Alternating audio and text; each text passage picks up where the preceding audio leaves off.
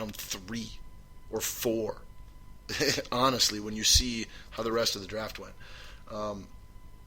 But alas, they take him 27. Then at 28 was the San Francisco 49ers, who traded back up from round 2, their second round pick, into round 1 with the Kansas City Chiefs, who actually did not have, they had like the least amount of picks of any team in the draft. So great move for the Chiefs, trading down and accumulating a few more picks. 49ers select offensive guard Josh Garnett, who, for all intensive purposes, would have 99% for certain still would have been available when their pick came up in round 2. So a good player at an area of need again, but a reach, and then the fact that you gave up something to take him where you did as well. Not good drafting by the 49ers organization. No big surprise there. Then we had Arizona Cardinals at 29. Ryan Kelly was gone, so they take BPA. That on their board was Robert Kimdichie, defensive tackle, who a lot of people had projected going 12 to the Saints or 14 to the Raiders. The reason he dropped is because of off-field Ole Miss issues. He's another Ole Miss guy that just, that's what they do there apparently.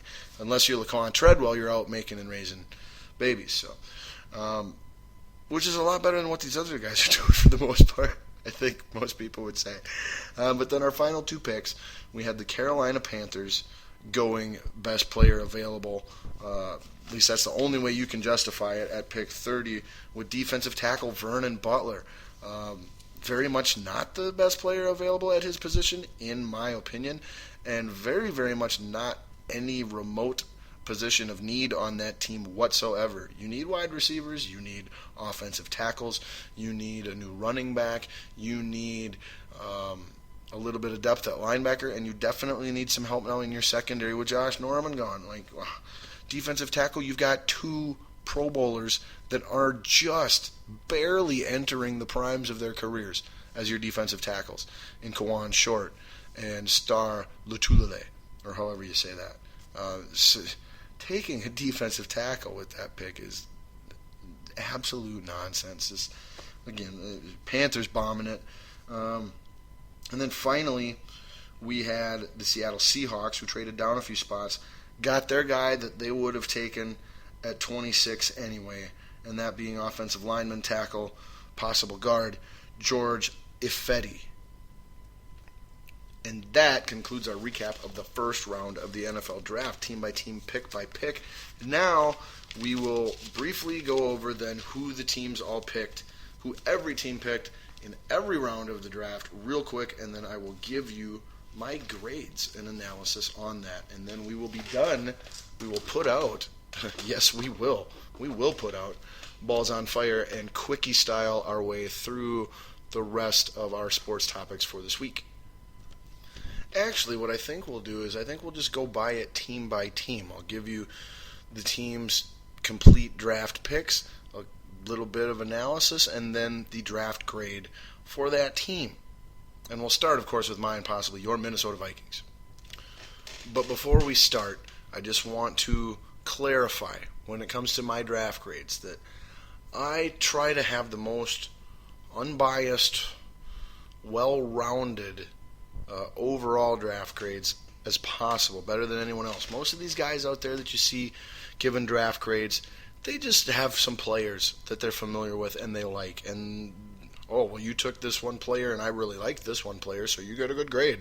Well, I'm really not big on this one guy and you took this one guy, so, bad grade. That's just a small component into how I determine my draft grades. I look at it more than anything on how you play the draft based off of what we know about everything at that moment in time. Are you trading up to get elite players? Are you trading down and still getting your guy and accumulating more pieces that allow you to make more moves and move up in other rounds to get your guy? Are you reaching on players? Are you addressing areas of team need, or are you just taking talent and hoping that someday you'll have a use for it? Are the players you're selecting, do they make sense in the schemes that you run? all these things. I take everything into consideration when giving these draft grades. So let's get to the Vikings. Who did they draft and how did they do? So we already discussed Vikings' first round pick, Laquan Treadwell. The Vikings used their second round pick to surprise a few people, but it only surprised me a little bit because we know that Mike Zimmer loves defensive backs, and we also know that Captain Munnerlyn is going into the final year of his deal. We also know that Trey Waynes is a question mark yet at this point in time as to what we have with him.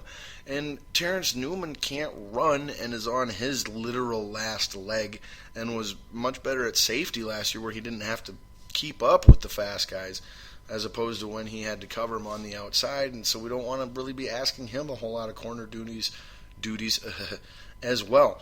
So not all that surprising then that in the second round the Vikings took a guy who shouldn't have still been on the board.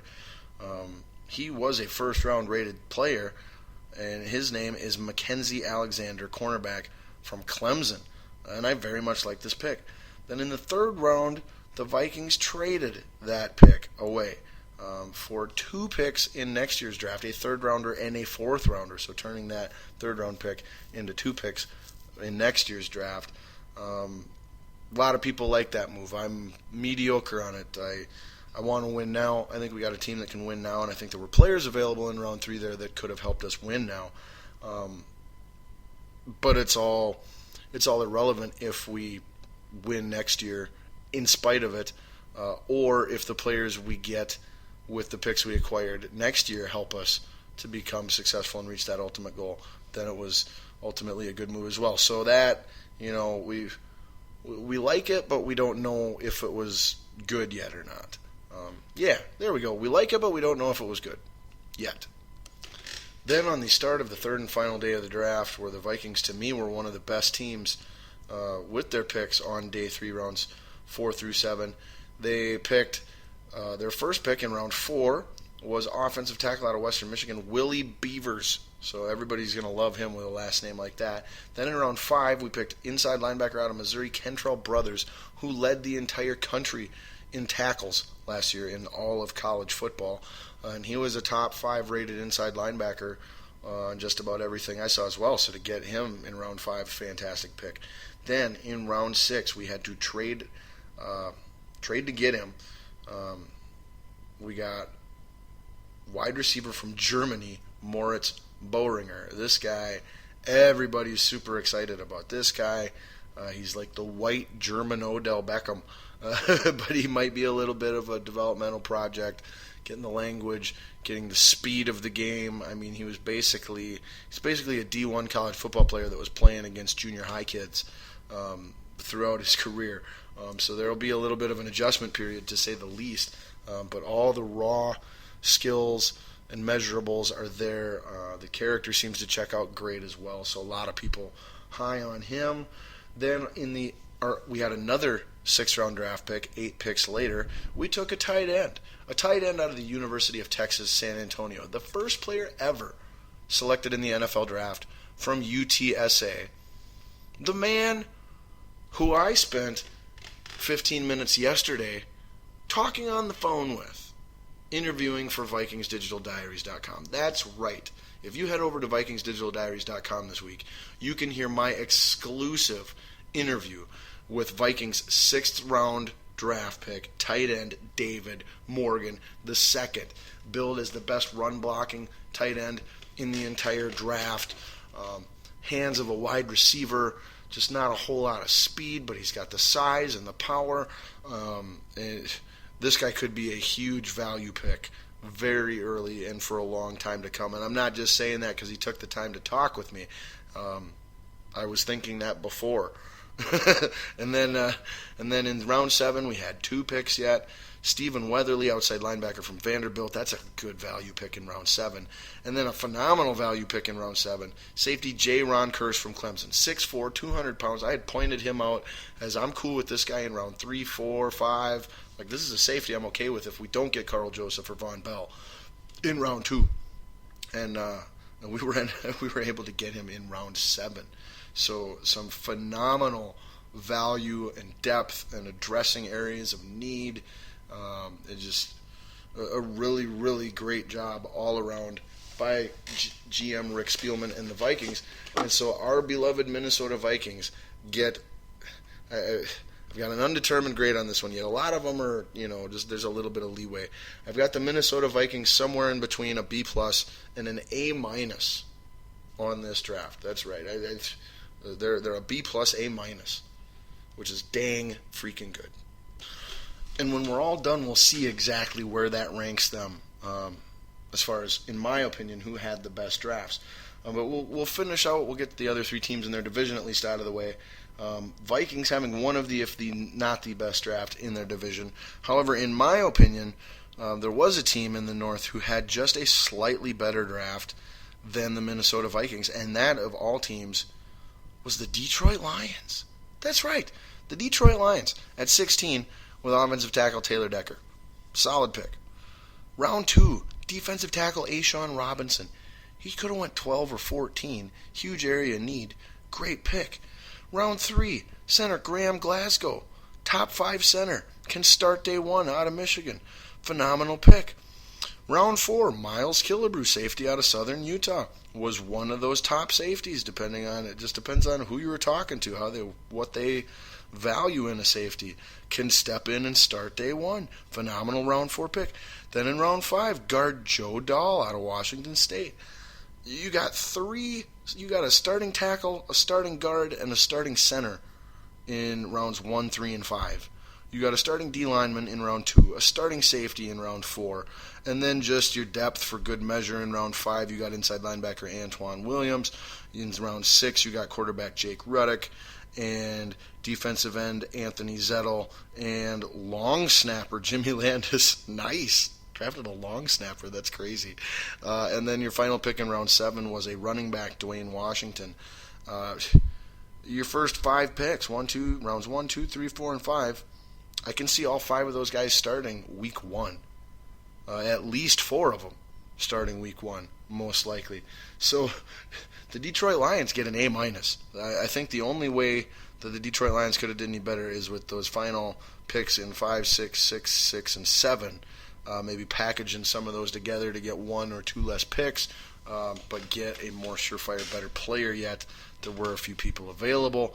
But yeah, Detroit Lions get the best grade in the North from me, an unquestionable A-. The Vikings, again, like with the not knowing who they really wanted between Doxson and Treadwell, how you feel about not taking anyone in round 3 and just moving that to the season after this coming season, next year. That's where the A-/B+ can come in. And Willie Beavers, like I saw today that our 4th round tackle pick, Willie Beavers, was the lowest graded, lowest scouted, most, of all 256 offensive linemen that were scouted for the NFL draft, he was rated the absolute lowest, the absolute worst of the worst. And I think that when it came to drafting an offensive line, I was cool with drafting none of it. And to me, a center with the age and health-ish concerns and uncertainties of Sullivan and Berger made more sense than a possible left tackle, backup left tackle, and heir to Khalil if he, fails and moves on after this next season with the Vikings. And ironically enough, the Detroit one, that's one that I'm split on. I have it as an A-, an undoubted A-. The main site that I'm looking at for my info here, they have their draft graded as a C. So to each their own, but I'm smarter. I'm more right, so listen to me. Anyway, get to the other 2 teams here in the NFC North. We'll go to the Bears, who I have graded out at a B+, another really solid draft in the NFC North. They traded up from 11 to 9 to get their outside linebacker that they really highly coveted, Leonard Floyd from Georgia. Then in round 2, they got offensive lineman, guard/tackle Cody Whitehair from Kansas State, who a lot of Vikings fans wanted when, mocking and stuff first started. But as soon as we made all of our free agent acquisitions in Boone and Smith, and then re-signing Loadholt and having Sullivan back and re-signing Mike Harris, it just didn't make sense